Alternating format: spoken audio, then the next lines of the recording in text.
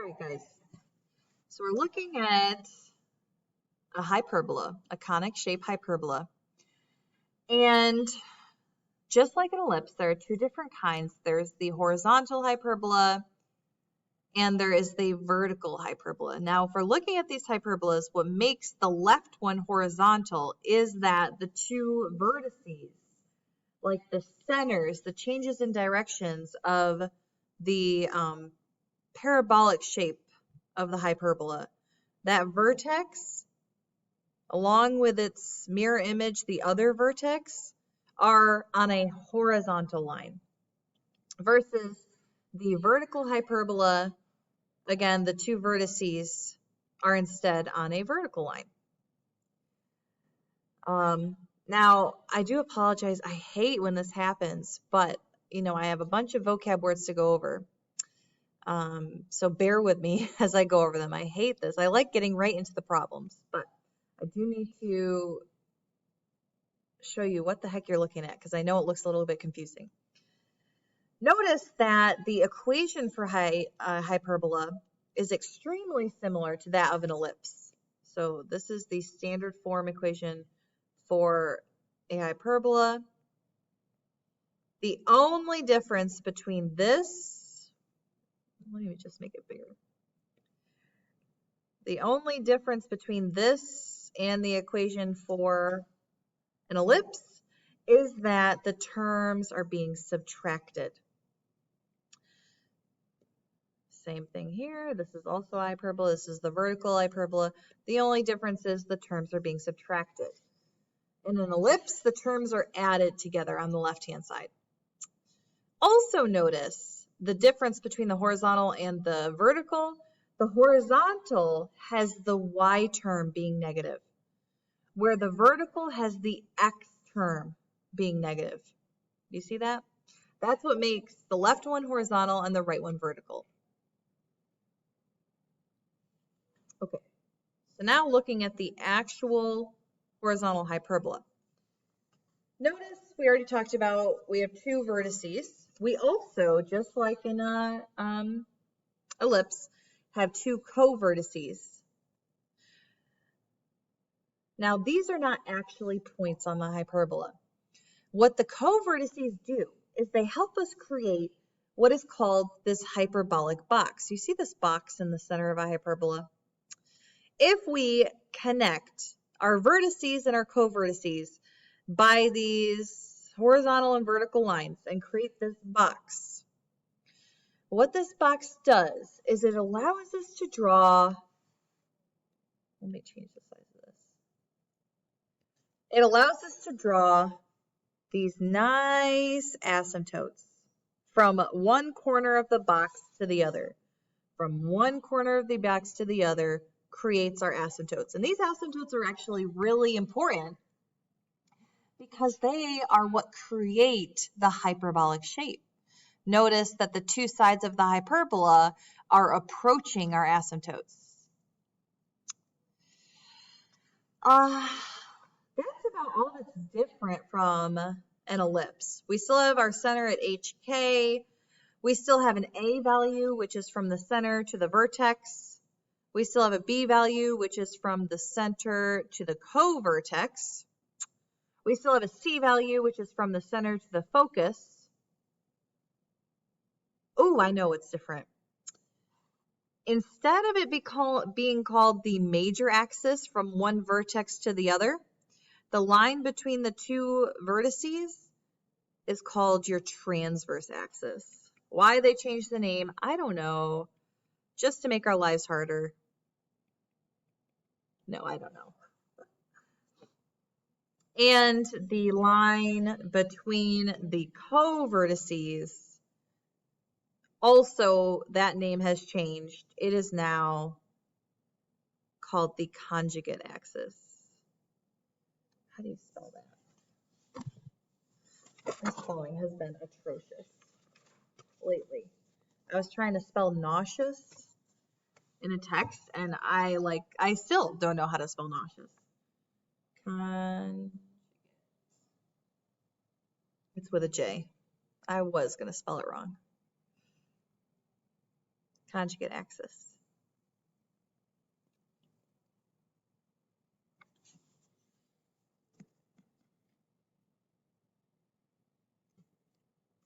All right. I think that's all I had to tell you about a hyperbola. The equation is still set equal to 1. Oh, your a value. So remember, with an ellipse, the a value is always the bigger denominator. Well, unfortunately, it has changed with hyperbola. Now, a value is always under the positive term. So this is different from an ellipse. The a value may not always be the bigger value. What the a value is it's under the positive term.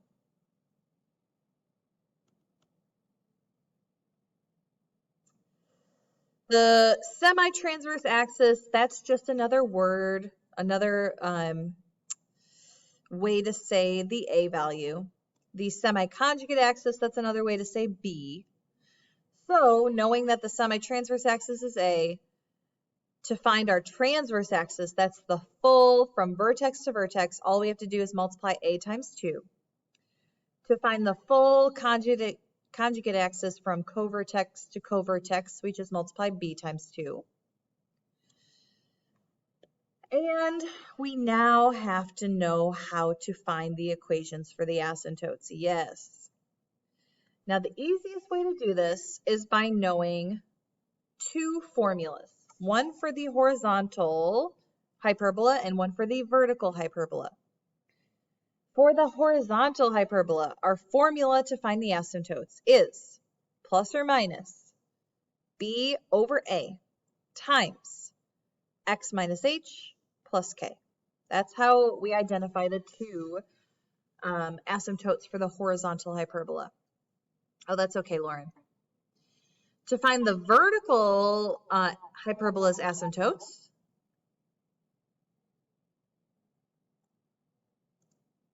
we do y equals plus or minus, this time a over b, times x minus h plus k.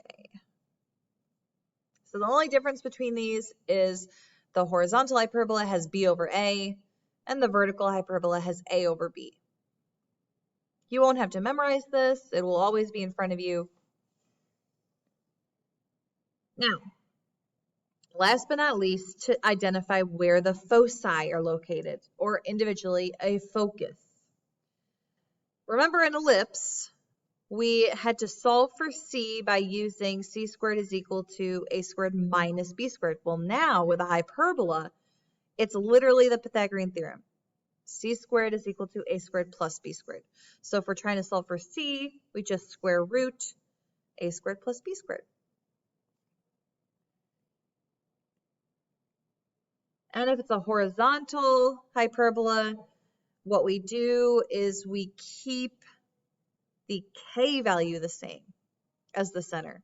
And from h is what we add or subtract c. A vertical hyperbola, the exact opposite. We keep the h value the same, but from the k value is what we add and subtract c from. This is the exact same as it was for an ellipse.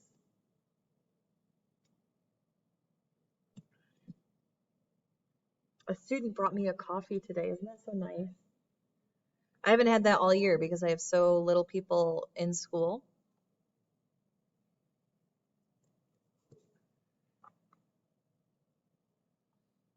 Any questions so far on any of this? I know it was a bunch of information and you're like, okay, what the heck is she talking about? It's all right. Let's go ahead and do 2 examples and then maybe hopefully it'll click.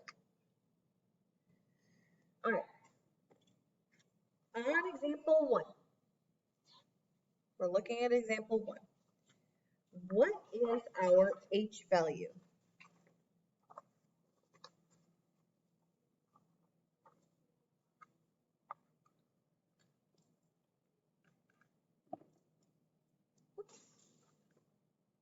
Yes, exactly. Remember that your H value is always subtracted from your X value. So if I'm looking up here at my X, my H is subtracted from X, meaning that that H value is actually a -2. Because in order for that equation to become a plus, it would mean that we would have to have a -2 here. X minus -2 would make that an X plus 2. What about the K value? What do you think the K value is here?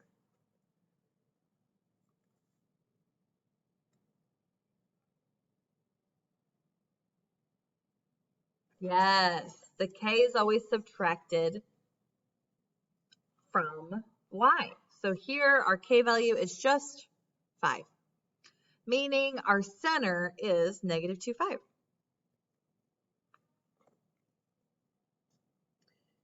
Now,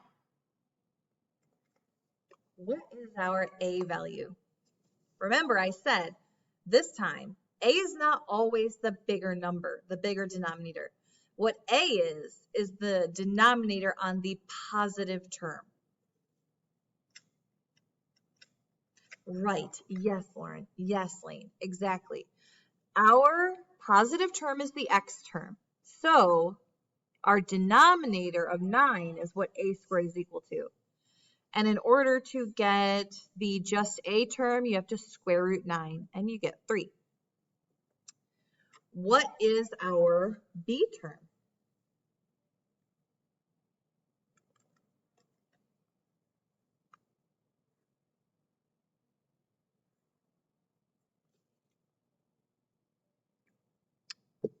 Yes, Lauren, yes.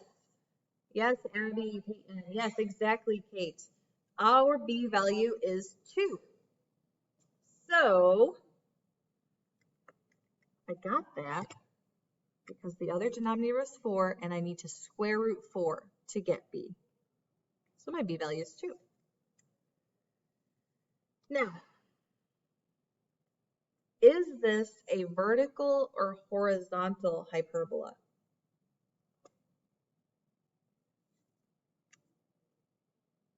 Yes, it is horizontal. How do you know? How do you know it's horizontal?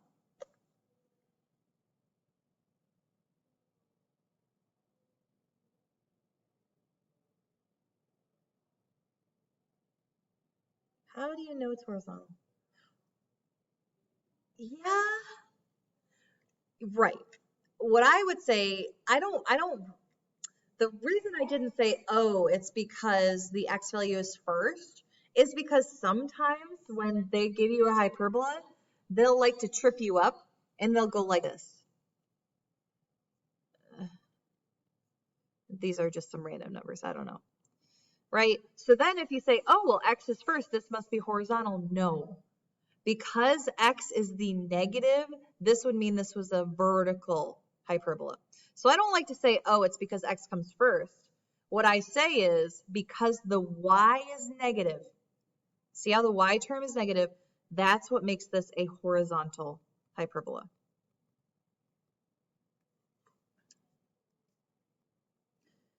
So I'm going to go ahead and graph my center, -2, 5. Because this is a horizontal hyperbola, I need to take my A value, which is 3, and I'm going to count left and right from the center to get my vertices. So I'm going to count 3 to the left and 3 to the right, and these are my vertices. These are like the centers of those parabolic shapes. Then I count 2 up and down to get my covertices with my B value. And remember, the covertices aren't actually points on our hyperbola. What the covertices do is they help us to draw our hyperbolic box. I'm drawing lines up and down, straight, horizontal, and vertical from my vertices and covertices to create my hyperbolic box. And the reason I draw my hyperbolic box is because it allows me to then draw the asymptotes from one corner of the box to the other. And it doesn't have to be perfect, as long as it gives you an idea of where the asymptotes are so that you can then draw the curves of your hyperbola. So there we go. Because this is a horizontal hyperbola, it means that I'm drawing the curves of my hyperbola in the left and right of this x created by the asymptotes. So I'm drawing a hyperbola here, or half of the hyperbola here on the right, and half of the hyperbola on the left, where the sides of the hyperbola are approaching the asymptotes, but never touching. They're never touching the asymptotes, they're just infinitely approaching those asymptotes. And I've completely drawn this hyperbola. That's it. I can write down where the vertices are located. We have a 1, 5, and -5, 5 for my vertices. And my co-vertices are located at -2, 3, and -2, 7. But then I need to identify my foci. I need to know where my foci are located. The only way to do this is to solve using C. So in a hyperbola, C is equal to the square root of a squared plus b squared. This is different than ellipse. Ellipse had the a and b being subtracted. Hyperbolas have them being added. So our a value was 3, so a squared is 9, and our b squared value is 4, and 9 plus 4 is 13, which cannot be simplified. So that is our C value. Because this is a horizontal hyperbola, it means that if I'm looking at my hyperbola, square root of 13 is a little over 3.5. So at 3.5 away from the center will give me my foci. These points are going to have the same K value, the same Y value as the center, which is 5. But they are going to take the H value and add and subtract the C value of square root of 13.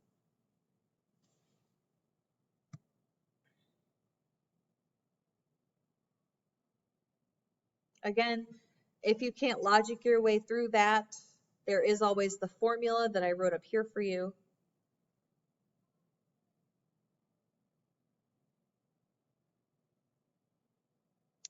And last but not least, we have to write down our equations of the asymptotes.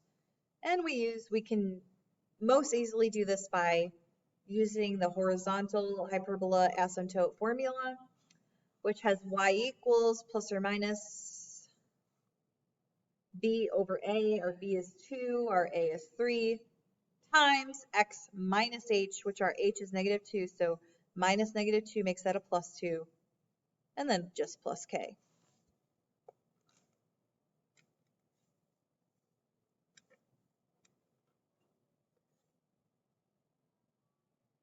Any questions on graphing this hyperbola or identifying any of its attributes?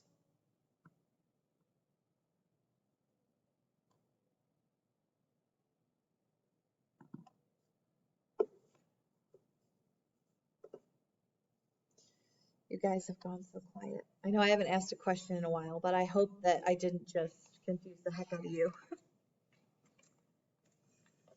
All right, let's do number 2. I'm going to start calling on people, I think. What is our h value here? Remember, h is subtracted from x. So what is our h value? We'll do Aubrey. What is our h value?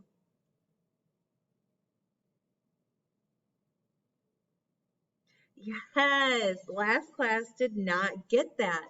They immediately said, oh, h is 4. No. H is always subtracted from x. This time, our leading term is not x. Our leading term is y, but h is still subtracted from x, so we have to look at the second term here, meaning our h value is actually -2. Knowing that, what is our k value, Samantha? What is our k value, Samantha? Yes, good.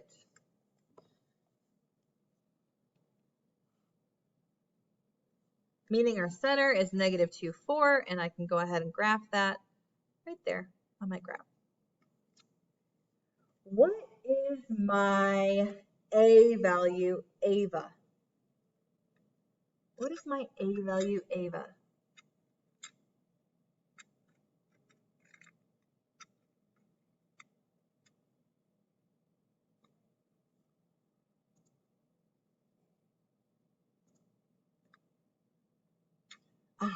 See, this is so tempting because this is the trickiest part, I think, about hyperbolas is remembering this. You're right that a does not have to be the larger term. However, what a is, if we look up here at what I wrote, a is always under the positive term. So if I'm looking at these two terms, my y value is positive, my x term is negative, and a is always under the positive one, right? So in this case, a squared is equal to 16 because that first term is my positive term. So then all I have to do to get my a term is square root 16, and a is 4. Good. So I'm marking off. Then what is our b term? Let's do Lindsay. What's our b term?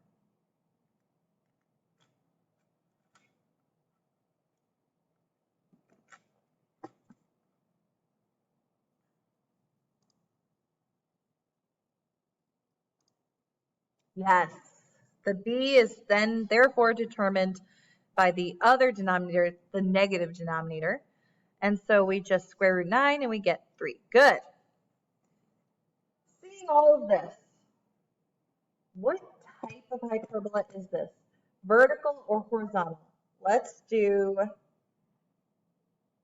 Lauren Wilson. Is this a vertical or a horizontal hyperbola?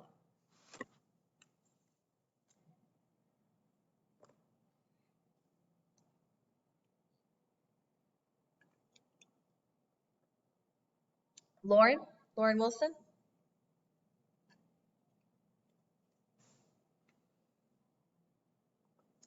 Is she not here?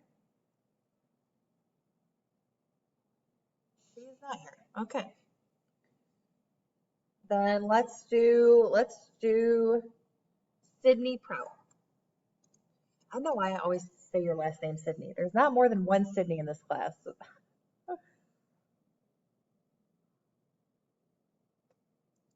Sydney. Is this a horizontal or a vertical hyperbola?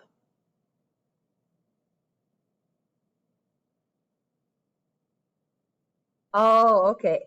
Sorry. I'm asking, is this one a horizontal or a vertical ellipse? I'm sorry, hyperbola.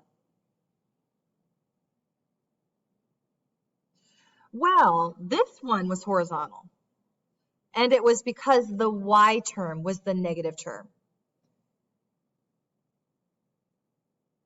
Oh, yes. No. Ignore the A and B. What matters for horizontal and vertical is what term is negative. If the y term is negative, it's a horizontal. If the x term is negative, it's a vertical. It is vertical. You're right. Good. Meaning, did I mark you off? I did not. I keep forgetting. Okay. Meaning, I'm going to use my a value to count up and down from my center to get my vertices. So from my center, I'm going to count up 4 and down 4. Then I'm going to use my b value to get my co-vertices. So I'm going to count left and right 3 from my center. And I have now created the sides of my hyperbolic box using my vertices and covertices. I draw my box so that I can draw my asymptotes from one corner of the box to the other. I draw my asymptotes because this is what helps me draw my hyperbolas, curves. Now, this is a vertical. Ooh, I forgot the C in or the L in vertical. This is a vertical ellipse, meaning if I'm looking at my asymptotes as an X, I'm going to be drawing the curves of my hyperbola in the top and bottom of my X because it is vertical. So I have a portion of the hyperbola here up top and the other half of the hyperbola in the bottom of our X, where the sides of my hyperbola are approaching my asymptotes, but not touching my asymptotes.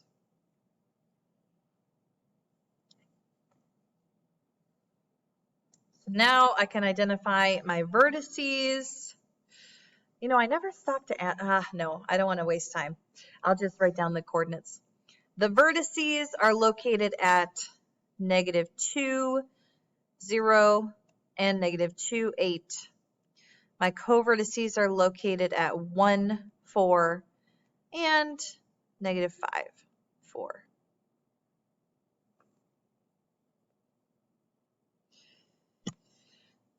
Now, in order to know, the next step is to know where my foci are located. How do I identify, or what do I need to solve for in order to know where my foci are located? David, what do I need to solve for to find my foci?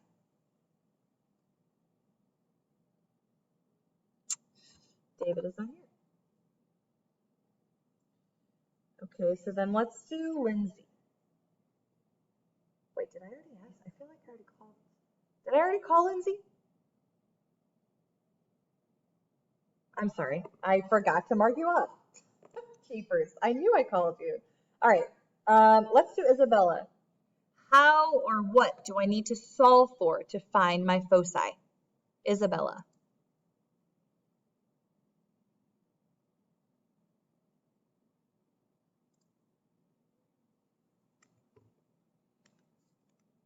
I'm not sure. So remember, right over here, when I was trying to find my foci, what did I first need to solve for? What did I need to find the value of? What did I solve for over here?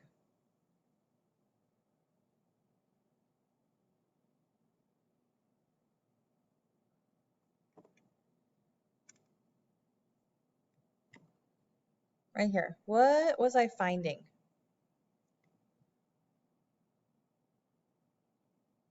What variable is that?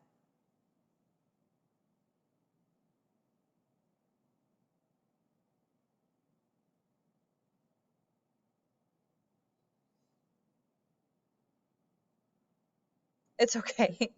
So, right, all that I'm solving for is C. In order to know where the foci are located, you need to know what C is. So you need to solve for C. Your equation does not give you C. It's the only thing you actually have to solve for in all of this whole problem. We have to solve for C, which with a hyperbola, we solve for C by, by adding a squared plus b squared and square rooting it. So our a squared term is 16. Our b squared term is 9. 16 plus 9 is actually 25. Oh, so finally, we have a whole number C value of 5. Yes. Meaning, when I go to find my foci's coordinates, I am counting 5 from my center. They're on that transverse line. They're on the same line as the vertices. So I count up 5 and down 5. These two coordinates are going to have the same h value as the center. I'm going to have the same x value of -2, but from my y value, my h value of the center, which is 4, I'm going to add and subtract 5. this actually gives me 2 coordinate points. One point that's at -2, 4 plus 5 is 9, and the other, -2, 4 minus 5 is -1. Which I had already graphed those points, right? I had already actually graphed those points. I could have graphed them and just said, oh, that bottom point there has coordinates of -2, -1. And that top foci has coordinates of -2, 9.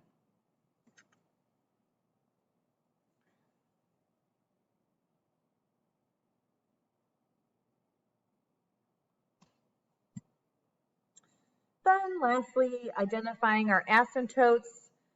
Remember, this is a vertical asymptote or vertical hyperbola, so we need to use that vertical hyperbola asymptote formula, which is y equals plus or minus a over b times x minus h, which h is -2.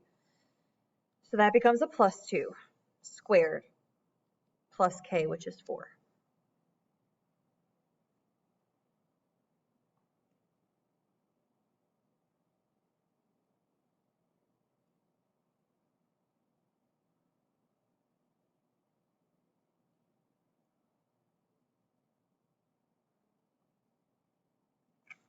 Are there any questions?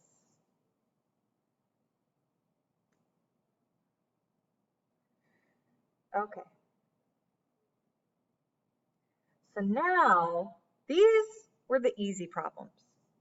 Oh, are the foci, for the foci, what is the -2? -2 is the x value of the foci. So this is actually a coordinate point, right? We need an x value and we need a y value.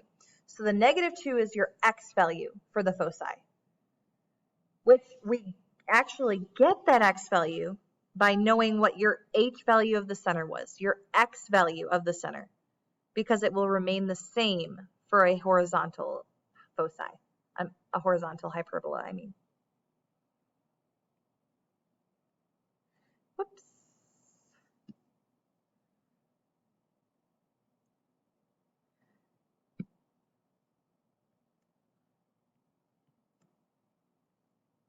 Okay, so now, like I was saying, these are actually the easier ones because they're giving us the equations already in standard form. Now, we're looking at a general form equation for a hyperbola. How do you take a general form?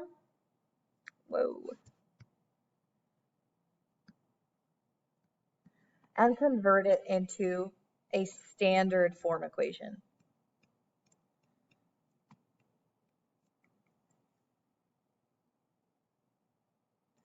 Right. That's our first step, is we group the x's, group the y's, so that we can then do what?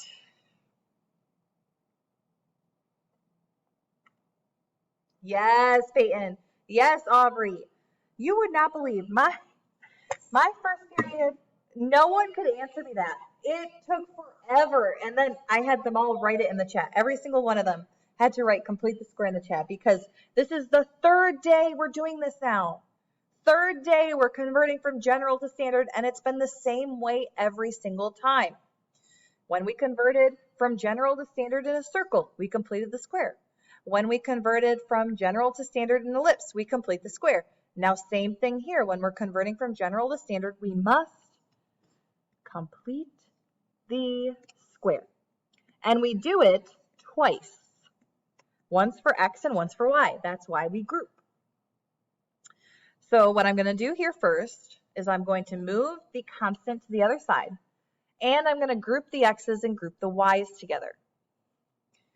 Now, if you remember from last class with the ellipse, not only did we have to group the x's and group the y's, but we also had to pull the a values off of the squared terms. Remember that? I'm going to go ahead and do that in the first step. I'm going to be just combining the 2 steps that we had last class, the first 2 steps, into one. You could do it in 2 steps if you want, but I'm doing it in one because all mathematicians are lazy, and if we can save ourselves some writing time, we're going to do it. So I'm going to group the x's, group the y's, but I'm also in the same step going to pull that a value of 9 out of both of my x's. So 9x squared divided by 9 is just x squared. Negative 36x divided by 9 is negative 4x. And I'm going to leave a space to complete my x square, making sure that I also leave a space on the right.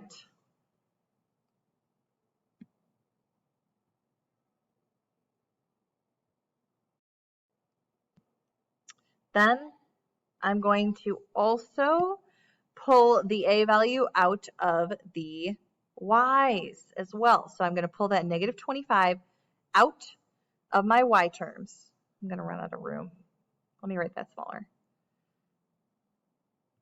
So I have y squared, and then I need to divide negative 25 out of negative 150y, and I get negative 9y.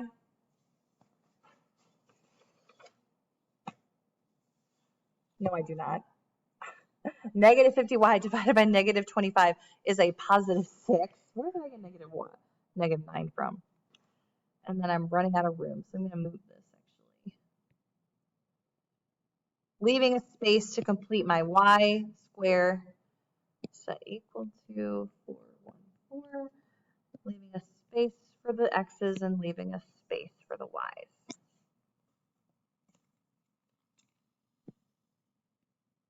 Okay.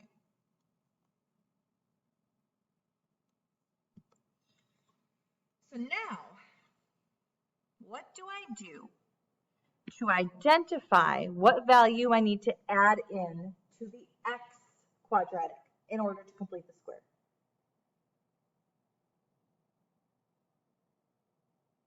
What value do I need to add into the x quadratic?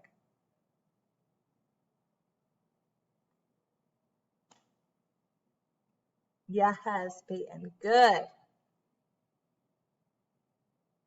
So what I need to do is you need to take your b value, which is negative 4. I'll write out the formula first. Your b value divided by 2. So our b is negative 4 divided by 2 is negative 2. Negative 2 squared is 4. So that's what I add in here to the x quadratic. Now, did I just add in 4 there? Or what is actually happening to the 4? What did I actually add in?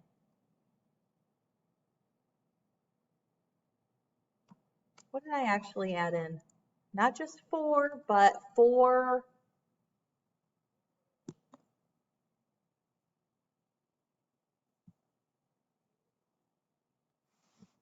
Right, yes, look, that 4, yes, is outside, oh my gosh. The 4 is inside of a set of parentheses that is actually being multiplied by 9. So I didn't just add in 4, what I added in was 4 times 9. So that's what I need to add in to the right-hand side to keep this equation balanced. I need to add in 9 times 4. What value do I need to add into the y quadratic to complete that square?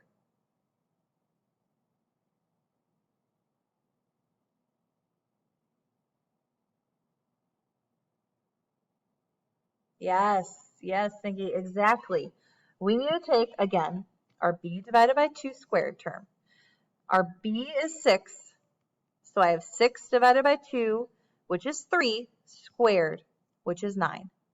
That's what I add in to the y quadratic so that I can complete the square.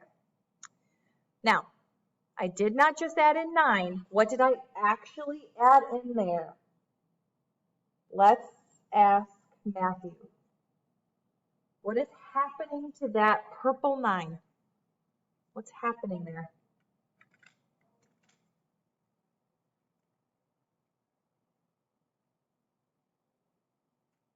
What's happening to the purple 9, Matthew?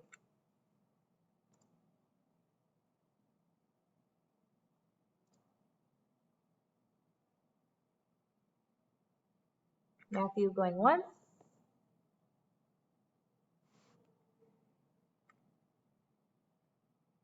Oh, short.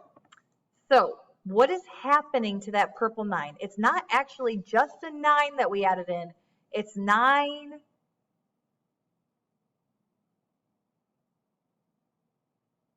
What's outside of the set of parentheses that the 9 is inside of?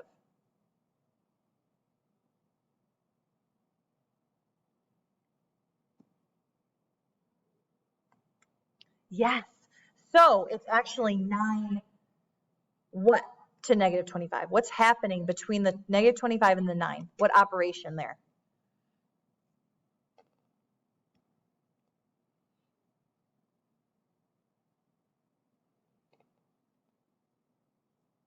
Yes, exactly. So that's what we need to do on the right-hand side is we need to multiply negative 25 times 9 because that's actually what value we added into the left-hand side.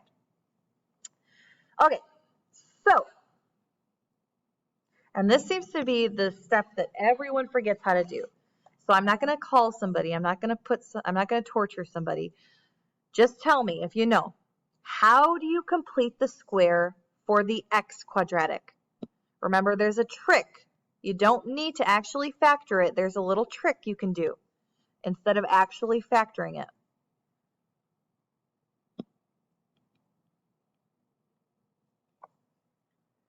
Right, yes, guys, yes. What do you divide by 2? What? Your b, yes. So for the x quadratic, the b value is negative 4. All you have to do is divide negative 4 by 2, and you get negative 2. So boom, I completed the square for the x's. What about for the y's? What am I going to get? How am I going to complete the square for the y quadratic?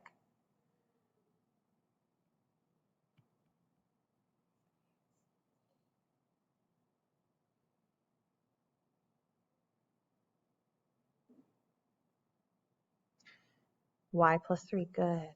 And boom, I've completed the square for the y quadratic. Now, it's unfortunate, but even though I've completed the squares, I have one last step because this is not yet a hyperbola.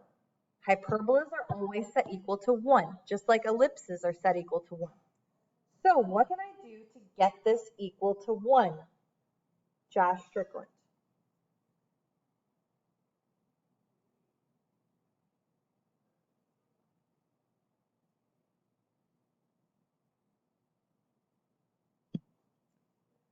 What can I do to get this equal, this whole thing equal to 1 instead of 225? How can I make 225 into a 1 instead?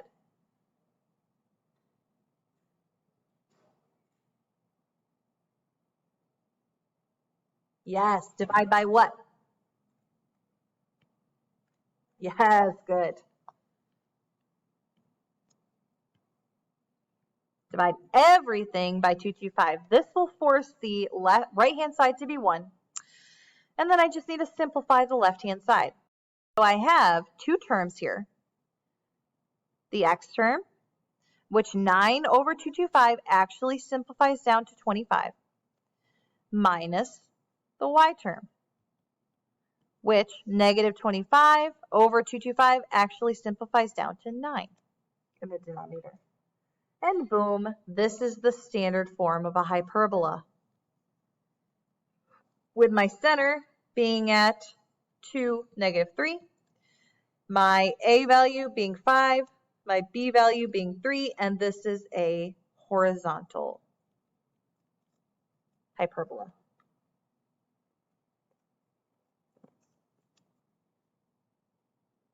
Now, I didn't have time to call some people.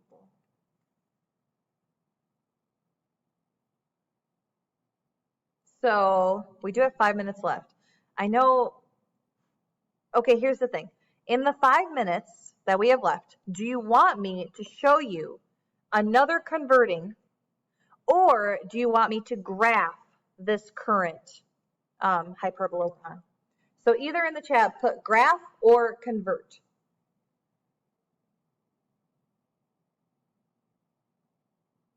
Okay, so you guys are definitely more iffy on the graphing.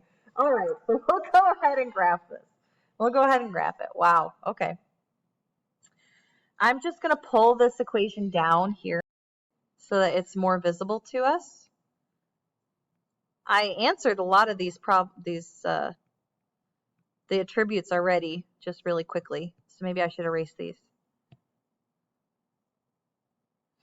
Okay. So, just real quick, I'm going to ask the people I haven't asked yet. Where is my center? Josh Lewis. For this equation, where is my center? Josh Lewis.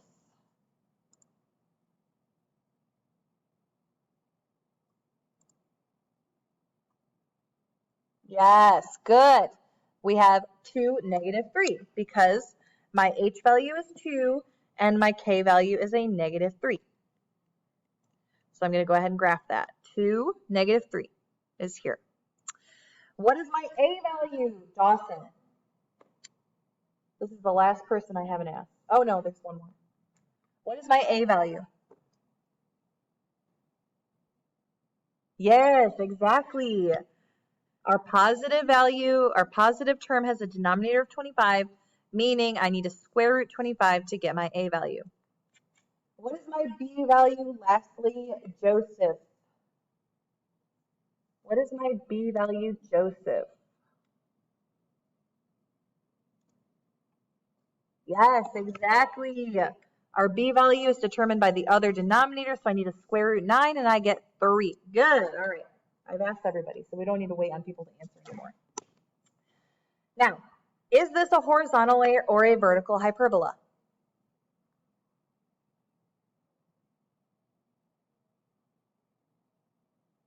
Anybody? I'm done asking. So anybody at all? Yes, it is horizontal because the y term is the negative term. Did you ask me? So guys, when you're answering first or second in the chat, I immediately mark you present. I'm only calling on people that don't answer or haven't put answers in the chat yet. Okay. So it being horizontal means I take my a value and I count left and right from the center to get my vertices. So I'm going to count 5. 1, 2, 3, 4, 5 from the center to the right, and 1, 2, 3, 4, 5 from the center to the left. My b value, I count up and down to get my covertices.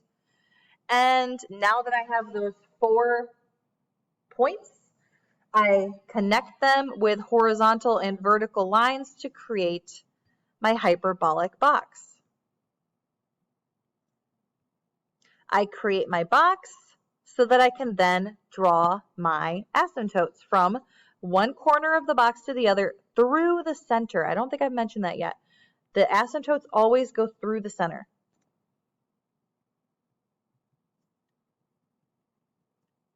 I draw the asymptotes so that I can then draw the curves of my hyperbola. This is a horizontal hyperbola, meaning I'm drawing the curves on the left and right side of the x created by the asymptotes. And the curves of your hyperbola are approaching the asymptotes and yet never touching the asymptotes. Wow, this is not a good curve over here on on the right, is it? A little better. No, it's not better. It kind of looks like it's approaching the asymptote and then moving away from the asymptote. That's not what we wanted. That's better. That's better. So my vertices are located at, let's see, -3, -3. And what is that, a 7? -3? My covertices are located at 2, 0, and 2, -6. And I do need to find my foci by solving for c. Remember, in a hyperbola, c is found by square rooting a squared plus b squared. So my a term is 25. My b squared term is 9. Excuse me. 25 plus 9 is 34. 34 can't be simplified. And this is a horizontal hyperbola, meaning I'm going to keep the same k value as the center, but from the center's h value, I will both add and subtract the c value, a square root of 34. My asymptotes for a horizontal hyperbola can be found by adding and subtracting the b value over the a value times x minus h, which is 2, squared. No, not squared. Why did I introduce squared? Plus k, which is negative 3, so it's minus 3. Semi-transverse is another word for A. Semi-conjugate is another word for B. And I'm done. Sorry I rushed through the last part of that, but I realized I'm over time. Are there any questions?